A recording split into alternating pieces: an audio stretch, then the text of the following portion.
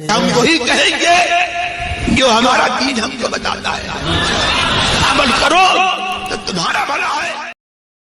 بسم اللہ الرحمن الرحیم۔ درود پاک پڑھ لیں۔ اللہم صلی علی سیدنا شفیعنا نبینا مولانا محمد مبارک وسلم، صلاۃ و سلاما دائما علیک سیدی یا رسول اللہ صلی اللہ تعالی علیہ وسلم۔ بسم اللہ الرحمن الرحیم۔ الم تر الی الذین اوتوا نصیبا من الکتاب یدعون الی کتاب اللہ لیحکم بینہم ثم یتولی فریق منہم وہم معرضون۔ ذلک بأنہم قالوا لن تمسنا النار الا ایاما معدودات وغرہم فی دینہم ما كانوا یفترون۔ فَكَيْفَ إِذَا جَمَعْنَاهُمْ لِيَوْمٍ لَا رَيْبَ فِيهِ وَوُفِّيَتْ كُلُّ نَفْسٍ مَا كَسَبَتْ وَهُمْ لَا يُظْلَمُونَ۔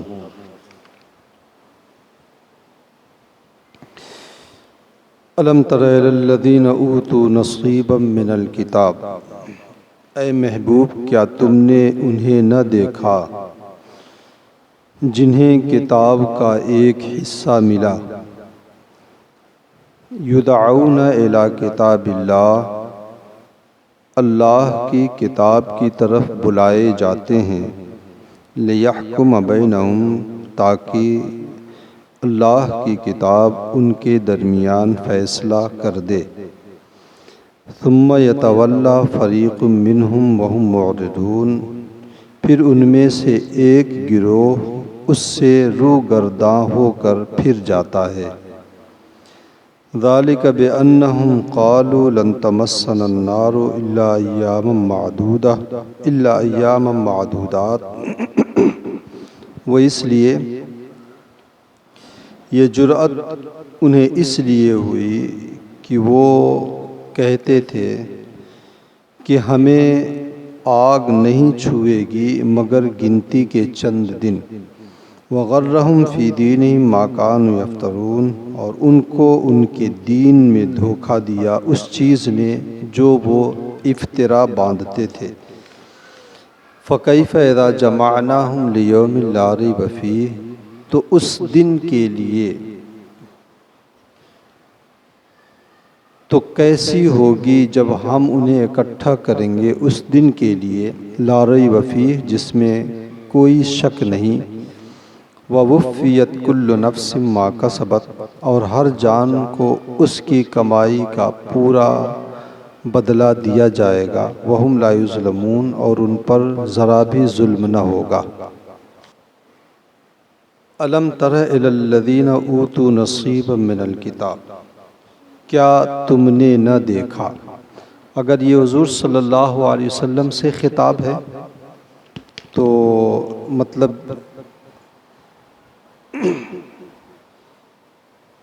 یا تو یہ حضور صلی اللہ علیہ وسلم سے خطاب ہے جو دیکھنے کے معنی میں ہے اور مشاہدے کے معنی میں ہے، یا پھر ہر قرآن پڑھنے والے سے یہ خطاب ہے۔ تو جو اس زمانے میں تھے انہوں نے تو یہ واقعہ دیکھا جو واقعہ آ رہا ہے، جو بعد کے لوگ ہیں تو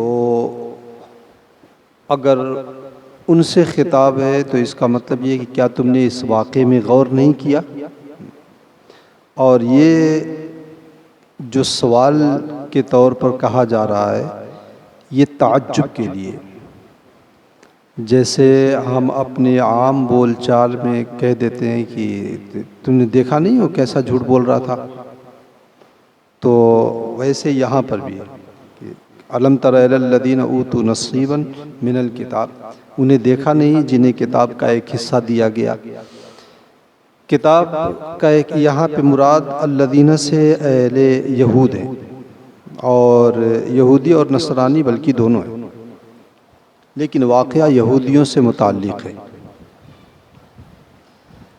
اصل میں واقعہ یہ کہ حضور صلی اللہ علیہ وسلم کے زمانے میں خیبر میں دو لوگ تھے، دو یہودی تھے، ان ایک آدمی ایک عورت، ان دونوں نے زنا کیا،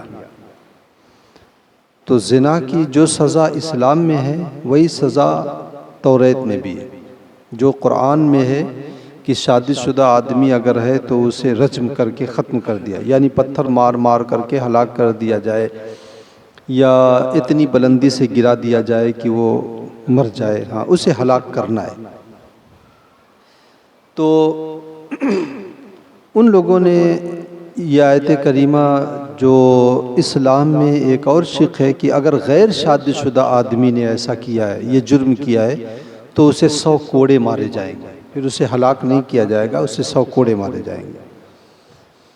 تو ان لوگوں نے سوچا کہ جو ہے وہیں بارگاہ رسالت میں لے کے چلتے ہیں مقدمہ، اور یہ دونوں ہلاک ہونے سے بچ جائیں گے. اس کی 2 وجہ تھی. ایک وجہ تو یہ کہ یہ دونوں مرد اور عورت یہ اونچے خاندان کے لوگ تھے اور شریف خاندان کے لوگ مانے جاتے تھے. تو وہ لوگ شریف خاندان کے یا اونچے خاندان کے جو لوگ ہوتے تھے ان کے اوپر توریت کی سزائیں نافذ نہیں کیا کرتے تھے، اور جو غریب طبقہ ہوتا تھا ان کے اوپر سخت سے سخت سزائیں نافذ کر دیا کرتے تھے. اور دوسری وجہ یہ تھی کہ ایک اعلیٰ خاندان اونچے گھرانے کے لوگ جو ہوتے ہیں ان کے اپنے ایک معاشرے میں عزت ہوتی ہے، تو وہ عزت کی نیلامی کا بھی ڈر تھا. تو ان لوگوں نے سوچا کہ حضور کی بارگاہ میں لے کے جائیں گے، 100 کوڑے لگ جائیں گے، پھر معاملہ رفع دفع ہو جائے گا. آئے وہ بارگاہ رسالت میں لے کر کے، تو اللہ کے رسول صلی اللہ علیہ وسلم نے ارشاد فرمایا کہ تم اپنی کتاب جس کو تم ماننے کا دعویٰ کرتے ہو توریت، اسی کے مطابق فیصلہ کیوں نہیں کر لیتے ہو؟ تو اللہ کے رسول صلی اللہ علیہ وسلم نے پوچھا کہ کیا ہے تمہاری کتاب میں اس کا فیصلہ؟ تو ان لوگوں نے کہا کہ وہ کچھ ہے نہیں، بس معمولی سا ہے، وہ تھوڑا سا چہرہ سیاہ کر کے اسے گھما دیا جائے، یہی ہے. تو اللہ کے رسول صلی اللہ علیہ وسلم نے فرمایا لاؤ توریت لاؤ اور سامنے رکھ کر کے پڑھو. تو ان لوگوں نے یہ سوچا کہ یہ جو ہے عربی ہیں، عبرانی زبان جانتے نہیں ہیں، اور توریت عبرانی زبان میں تھی. تو ان لوگوں نے سوچا کہ انہیں چکمہ دے دیں گے، جل دے دیں گے، آیت ادھر کی ادھر کر دیں گے، چھپا دیں گے، ان کو کیا پتہ ہوگا، کیونکہ توریت عبرانی زبان میں تھی. لیکن انہیں یہ نہیں معلوم تھا کہ اللہ کے رسول صلی اللہ علیہ وسلم کو رب کائنات نے یہ علم دے دیا تھا. اللہ کے رسول لیکن حضور صلی اللہ علیہ وسلم اس کا اظہار نہیں فرمایا. جب جانور کی زبان اللہ کے رسول سمجھ جاتے تھے تو انسان کی زبان تو بہرحال انسان کی زبان ہے. تو حضور صلی اللہ علیہ وسلم کی بارگاہ میں وہ لائے اور لا کے پڑھنے لگے. اچھا، اس وقت حضرت عبداللہ ابن سلام رضی اللہ تعالیٰ عنہ یہ مسلمان ہو چکے تھے، اور یہ قوم یہود کے بہت بڑے عالم تھے حضرت عبداللہ ابن سلام. تو یہ بھی اس محفل میں بیٹھے ہوئے تھے، ایک کونے میں خاموشی سے بیٹھے ہوئے تھے. تو وہ جب لے کر کے آیا ان کا عالم اور توریت پڑھنے لگا، تو جو آیت رجم تھی جس میں سزا کا ذکر تھا، اس آیت رجم کے اوپر ہاتھ اور انگلی رکھ کے چھپا دیا تھا، اور آگے پیچھے کی نیچے اوپر کی آیتیں وہ پڑھ رہا تھا. تو حضرت عبداللہ ابن سلام نے کہا کہ وہ اپنا ہاتھ ہٹاؤ وہاں سے اور اس کے نیچے والی آیت پڑھو. تو جب اس نے ہاتھ ہٹایا اور اس کو پڑھا، تو جو ہے حضرت عبداللہ ابن سلام کا بیان ہے، میں دیکھ رہا تھا کہ آیت رجم اس کے ہاتھ کی انگلیوں کے آس پاس میں چمک رہی تھی. تو اس وقت جو ہے یہ آیت کریمہ نازل ہوئی. اسی واقعے کے پیش نظر ایک اور واقعہ ذکر کیا جاتا ہے کہ حضور صلی اللہ علیہ وسلم یہودیوں کے مدرسے میں گئے، وہاں سے گزر ہوا تو وہ ان سے مدرسے میں گئے اور تبلیغ دین فرمانے لگے. تو ان لوگوں نے کہا آپ کون سا دین لے کر کے آئے ہیں؟ کہا دین ابراہیمی. کہا دین ابراہیمی اگر لے کر کے آئے تو حضرت ابراہیم علیہ الصلوۃ والتسلیم تو یہودی تھے، تو آپ اس دین کی تبلیغ کیوں نہیں کرتے ہیں؟ تو اللہ کے رسول صلی اللہ علیہ وسلم نے فرمایا ہے کہ لاؤ ثبوت، لاؤ اپنی کتاب توریت، اس میں دکھاؤ کہ حضرت ابراہیم علیہ الصلوۃ والتسلیم یہودی تھے. تو وہ لوگ کتاب نہیں لا سکے. تو ان کے بارے میں یہ آیت کریمہ نازل ہوئی ہے. اور اللہ تبارک و تعالیٰ نے یہاں ایک اور تسلی اپنے حبیب صلی اللہ علیہ وسلم کو دیا. 2 تسلیاں پیچھے گزری. ایک تسلی تو اللہ تبارک و تعالیٰ نے یہ دیا تھا کہ جو شروع میں تھی کہ ان کا جو ہے کہ محبوب یہ جو ہے ہٹ دھرم ہیں، ضدی ہیں، آپ کے اوپر صرف پیغام خداوندی پہنچا دینا، بس یہی ایک ہے آپ کا کار نبوت.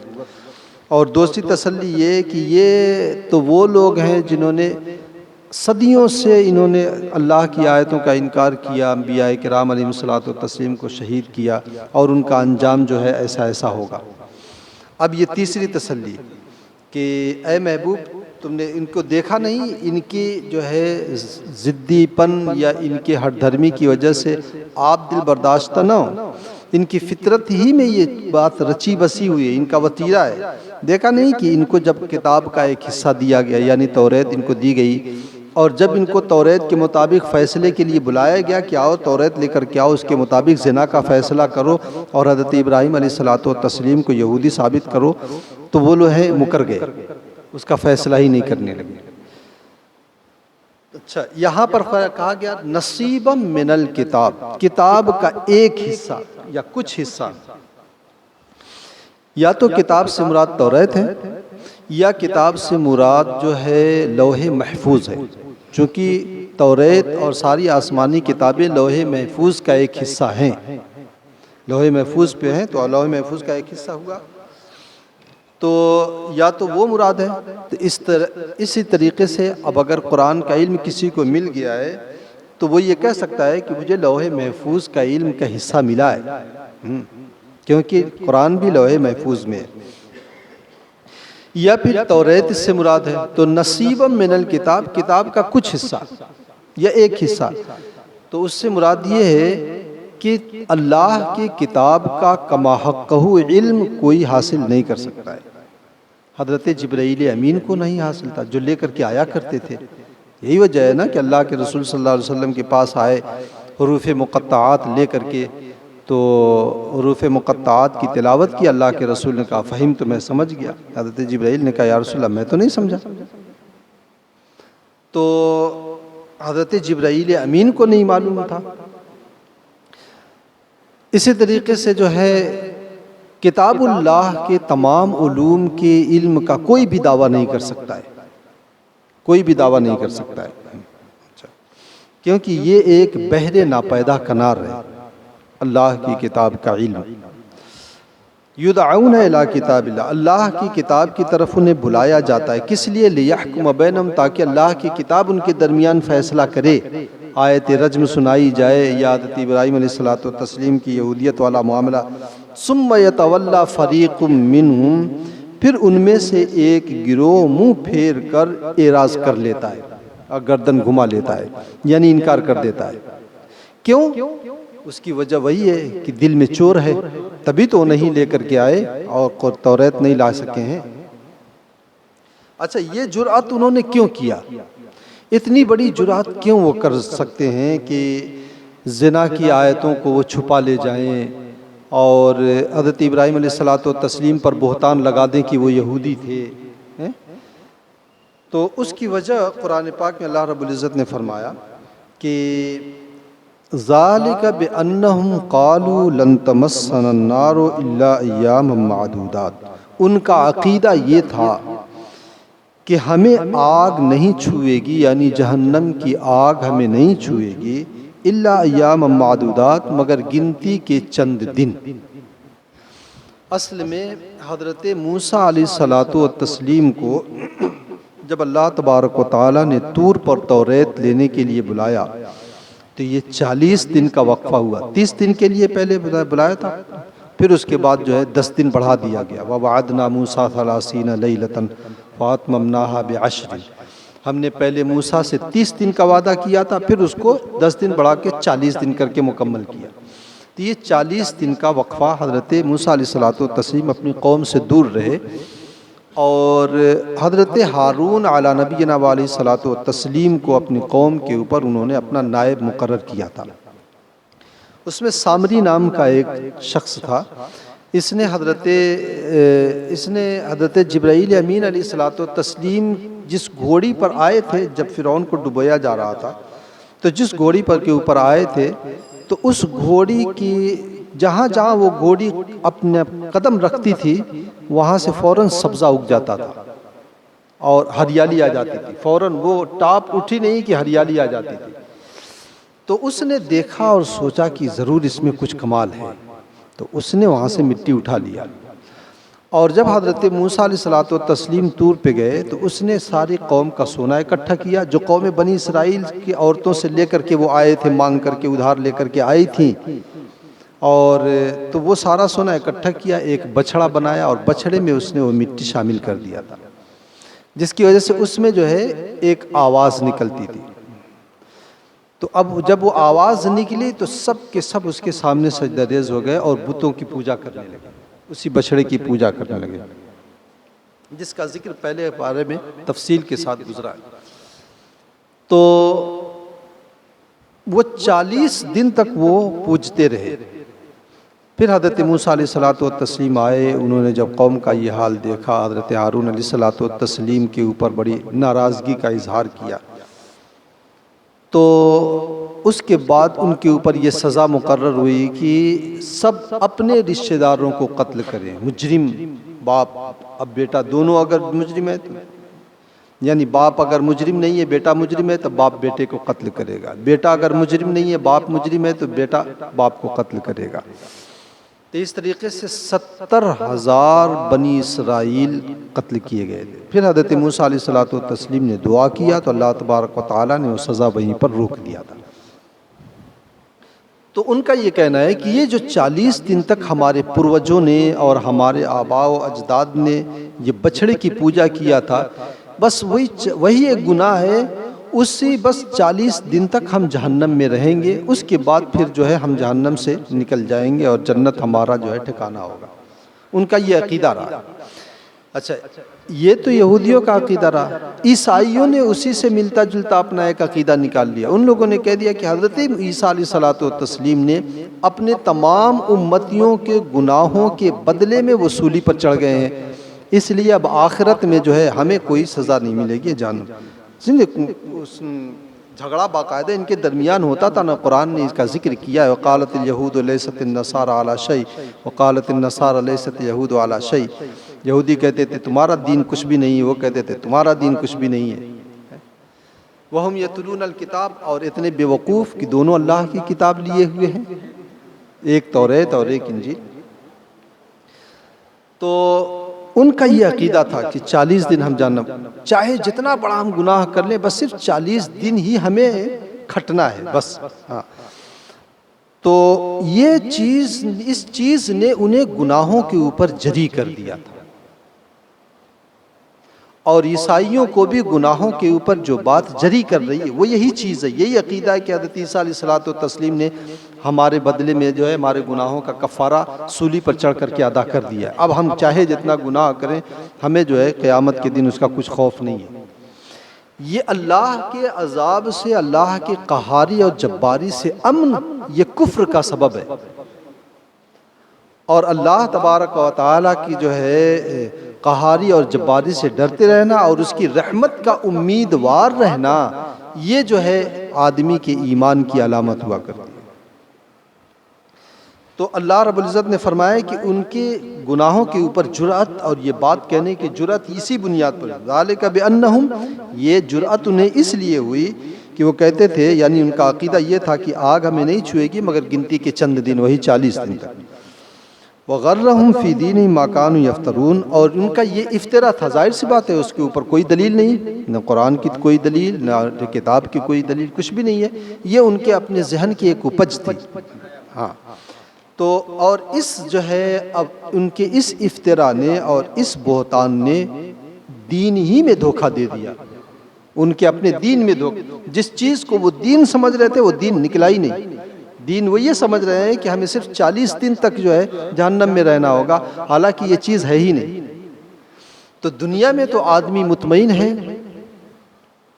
کہ دنیا میں جتنا جھیلنا ہے جھیلنے، 40 دن آخرت میں، اس کے بعد تو پھر مزے ہی رہیں گے۔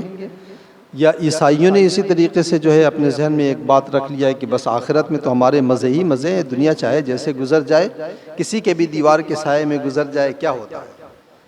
لیکن جب آخرت میں جائیں گے اور انہیں حساب و کتاب کے لیے کھڑا کر دیا جائے گا تو ان کے اوپر کیا بنے گی۔ ایک آدمی ہے کہیں جائے اور پہلے سے جو ہے وہ اپنے دل میں بہت ساری آرزویں تمنائیں وہ سجائے رہے، میں وہاں جاؤں گا، میرا یوں استقبال ہوگا، یوں میرے اوپر پھول نچھاور کیے جائیں گے، ایسے گدے تکیے لگے ہوں گے، مہمان نوازی ہوگی، بس راستے کی جو تکلیفیں ہیں وہی تکلیفیں۔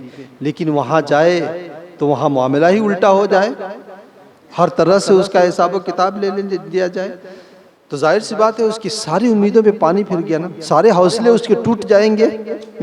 اور یہی صورتحال ہوتی ہے جب آدمی کے اوپر ہارٹ اٹیک ہوتا ہے۔ آخرت میں تو ہارٹ اٹیک بھی نہیں آنے والا۔ تو اللہ تبارک و تعالیٰ فرماتا ہے فَكَيْفَ إِذَا جَمَعْنَاهُمْ، دنیا میں تو اتنے اچھے خواب سجا کے رکھے ہیں وہ، فَكَيْفَ إِذَا جَمَعْنَاهُمْ، محبوب کیا حالت ہوگی ان کی جب ہم ان کو محشر میں جمع کریں گے۔ لِيَوْمٍ، ایسے دن میں لا ریب فیہ، اس دن کوئی شک نہیں، یعنی اس دن کسی کو بھی جو ہے چھٹکارا نہیں ہے۔ اللہ کے رسول صلی اللہ علیہ وسلم نے فرمایا ہے کہ اللہ تبارک و تعالی تمہارے پاؤں کو ٹلنے نہیں دے گا جب تک کہ تم سے 6 چیزوں کے بارے میں پوچھ نہ لیا جائے، 5 چیزوں کے بارے میں۔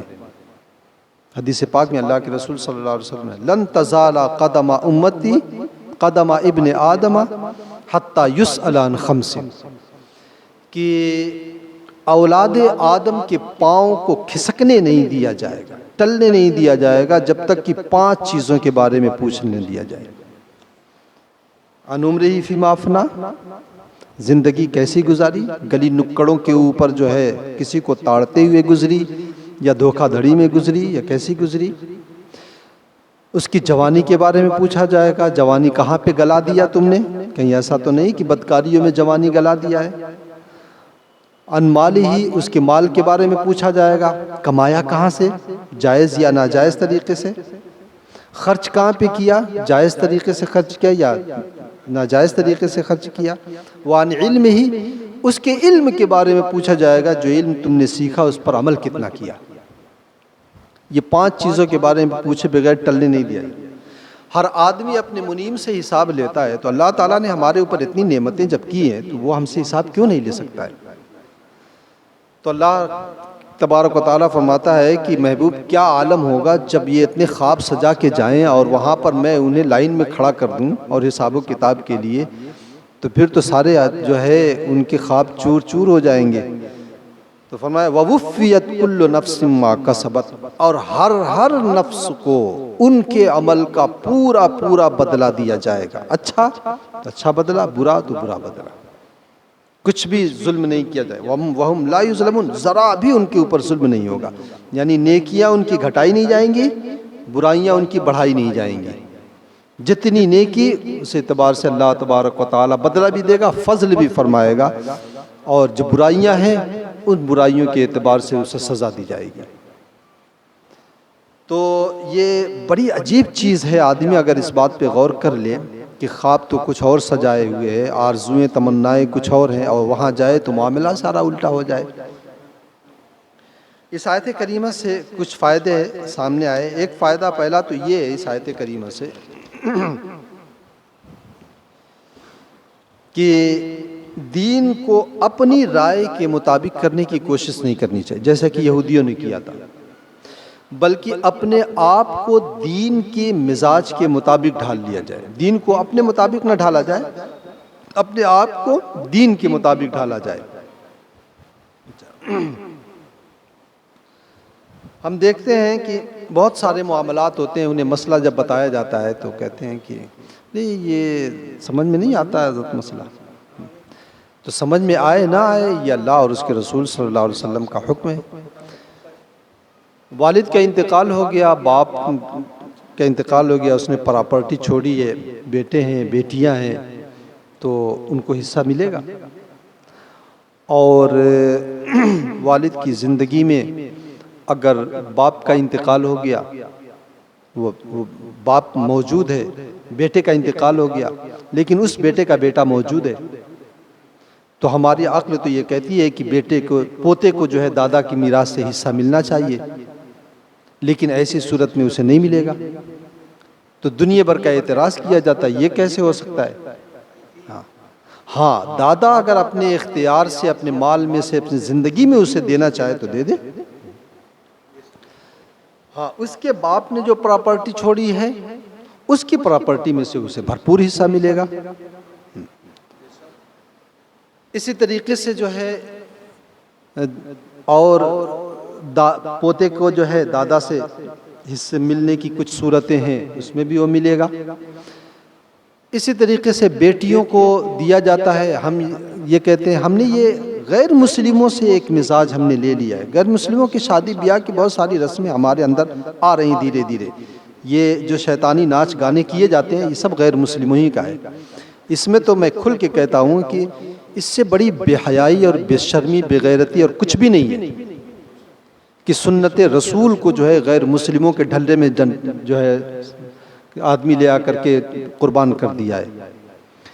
تو ان کے یہاں بھی وہی ہوتا ہے کہ وہ جب لڑکی کی شادی ہوتی ہے تو اس وقت لڑکی کو بہت کچھ دے دیتے ہیں، وہ پتہ نہیں کیا ان کے یہاں کہتے ہیں وہ دے دیتے ہیں، اور پھر اس کے بعد باپ کی میراث سے بیٹی کو حصہ نہیں ملتا ہے شادی ہونے کے بعد۔ لیکن اسلام نے جو ہے اس چیز کو باقی رکھا ہے کہ لڑکیوں کو ماں باپ کی میراث سے حصہ ملے گا، شادی ان کی ہوئی ہو چاہے نہ ہوئی ہو۔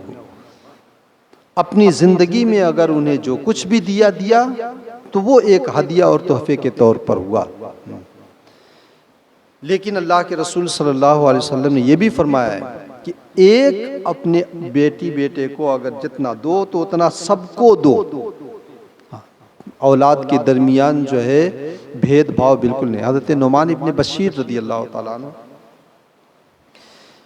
کی بیوی نے کہا کہ میرے بیٹے کو جو ہے کچھ تم ہدیہ کرو، اپنی میراث کا کچھ مالک بناؤ۔ تو اللہ کے رسول صلی اللہ علیہ وسلم تو انہوں نے کہا ٹھیک ہے فلاں باغ جو ہے تمہارے بیٹے کو میں نے کر دیا۔ کہا نہیں ایسے نہیں چلے گا، اللہ کے رسول صلی اللہ علیہ وسلم کو گواہ بناؤ۔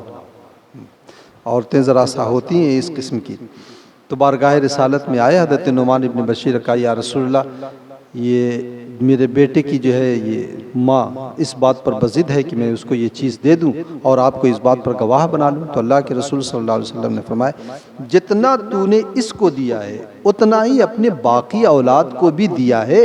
کہا نہیں یا رسول اللہ۔ تو اللہ کے رسول نے فرمایا میں ظلم کے اوپر گواہ نہیں بنوں گا۔ تو یہ بات ذہن میں رہے کہ اولاد کے درمیان کوئی چیز لینے دینے میں بھید بھاؤ نہ رہے۔ دوسرا فائدہ اس آیت کریمہ سے کہ جو درمیان تفسیر میں گزری کہ اللہ تبارک و تعالیٰ کی قہاری، اس کی جباری، اس کے عذاب سے محفوظ و مامون ہو جانا یہ کفر کا سبب ہوتا ہے، اور اس کی رحمت کی امیدوار ہونا، قہاری اور جباری سے ڈرتے رہنا، یہ جو ہے ایمان کی علامت ہوتی ہے۔ تیسرا فائدہ یہ ہے کہ شریعت کے فیصلے پر آدمی کو راضی ہونا چاہیے نہیں ہونا ضروری ہے۔ شریعت کا جو بھی فیصلہ ہو اس میں کسی طرح کا چون و چرا نہ ہو، جیسے یہودیوں نے کیا تھا۔ یہ یہودیانہ طریقہ ہے، شریعت کے فیصلے کے اوپر ناراض ہونا یہ یہودیانہ طریقہ۔ بہت سے لوگ ایسے ہوتے ہیں ان کے مزاج کے مطابق اگر مفتی نے حکم شرع نہیں سنایا، فتویٰ نہیں دیا، تو ایسے صورت میں جو ہے وہ آدمی خار کھا جاتا ہے، نہ ان کو دعوت دیتا ہے، نہ نذرانہ دیتا ہے، نہ سلام کرتا ہے، نہ کلام کرتا ہے۔ تو ظاہر سی بات ہے وہ اپنے گھر کا حکم تو نہیں نہ سنا رہا ہے، وہ تو اللہ قرآن اور حدیث کا حکم سنا رہا ہے۔ ایک اور فائدہ اس آیت کریمہ سے یہ ہوا کہ حضور صلی اللہ علیہ وسلم کی نبوت کا یقین یہودیوں کو بھی تھا، تبھی تو وہ بارگاہ رسالت میں لے کر کے آئے تھے فیصلہ کرانے کے لیے، لیکن وہ اپنے حسد اور جلن اور بغض کی بنیاد پر حضور صلی اللہ علیہ وسلم کو جو ہے آخری نبی نہیں مان رہے تھے۔ ایک فائدہ یہ بھی ہوا جو علماء کے لیے درس عبرت ہے کہ عالم کا گناہ جاہل کے گناہ سے بدتر ہوتا ہے۔ عالم کا گناہ جاہل کے گناہ سے بڑا ہوتا ہے۔ کیونکہ یہ جانتے ہوئے گناہ کر رہا ہے، وہ انجانے میں گناہ کر رہا ہے۔ اسی لیے اللہ کے رسول صلی اللہ علیہ وسلم نے فرمایا کہ میں معراج میں گیا تو میں نے دیکھا کہ جہنم میں سب سے زیادہ تعداد عورتوں کی ہے اور علماء کی ہے۔ عورتوں کی اس لیے کہ یکفرن العشیر، شوہروں کی نافرمانی کیا کرتی تھی اور ناشکری کیا کرتی تھی، اور علماء کی اس لیے کہ وہ جانتے ہوئے گناہوں میں مبتلا ہوتے تھے۔ ایک اور فائدہ اس آیت کریمہ سے ہوا ہے کہ شکر بقدر نعمت چاہیے، نعمت جیسی شکر ویسا، ہے نا؟ اس لیے نعمت اگر کسی کو زیادہ ملی ہے تو اسے شکر زیادہ چاہیے۔ یوں تو آدمی چاہے جتنا شکر ادا کر لے، ایک معمولی سی نعمت پر بھی اللہ تبارک و تعالیٰ کا شکر کوئی ادا نہیں کر سکتا ہے۔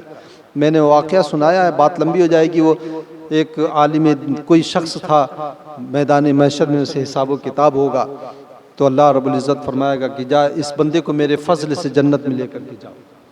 تو کہے گا کہ مولا اگر میں تیرے فضلی سے جنت میں جا رہا ہوں تو میری نمازیں، روزے، میری عبادات یہ کیا ہو گئی؟ تو اللہ تبارک و تعالیٰ فرشتوں سے کہے گا کہ اس کو اس کی اوقات یاد دلانی چاہیے۔ فرشتوں سے کہے گا کہ اسے جہنم کے قریب لے کے جاؤ۔ جہنم کے قریب لے کے جائیں گے، اس کی تپش جب آئے گی، پیاس لگے گی تو پانی مانگے گا، تو پانی تو وہاں ملے گا نہیں، تو ایک گلاس پانی اس کو جو ہے سامنے ہوگا، وہ اسے کہا اسے خرید لو۔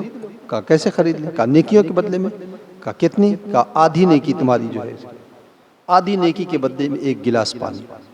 پھر فرشتوں کو حکم دے گا اسے اور قریب لے کر کے جاؤ، اور قریب لے کے جاؤ، پھر پیاس لگی، پھر ایک گلاس پانی جو ہے آدھی، باقی آدھی نعمت کے بدلے میں خرید لے گا۔ یعنی ہماری کل نیکی، پوری زندگی کی نیکی کا بدلہ 2 گلاس پانی، اور دن میں نہ جانے کتنے گلاس پانی ہم پی جاتے ہیں۔ تو ہم تو معمولی سی نعمت کا بھی شکر ادا نہیں کر سکتے ہیں، لیکن آدمی کو نعمت جیسی ملے شکر بھی ویسا ہی ہونا چاہیے۔ اگر علم کی دولت کسی کو ملی ہے تو شکر اسے اور زیادہ کرنا چاہیے۔ اللہ تعالی ہمیں اور آپ کو اپنے اس پر عمل کی توفیق عطا فرمائے۔ اللہم صلی علی سیدنا شفیعنا نبینا مولانا محمد مبارک وسلم، صلاۃ و سلام علیک سیدی یا رسول اللہ صلی اللہ علیہ وسلم۔